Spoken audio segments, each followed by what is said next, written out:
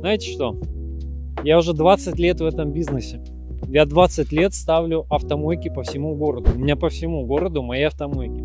И знаете что?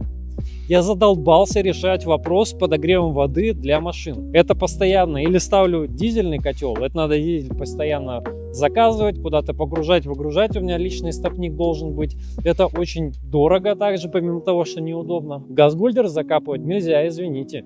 Электрокотел — это тоже очень дорого. Я задолбался платить счета за подогрев воды. Поэтому я нашел крутое решение и поставил себе тепловой насос. Ведь тепловой насос дает комфорт как от электрокотла, а затраты на отопление как от магистрального газа. При этом не нужно ничего бурить. То есть стоимость буровых составила всего лишь 0 рублей. Таким образом, 6,5 месяцев он работает сам и всего лишь 2 недели за весь год в паре с электрокотлом. Вообще крутое решение. Все мои кенты, друзья, приходят, удивляются и хотят себе точно так же, покупают тоже тепловые насосы. А электрокотел просто на резерв.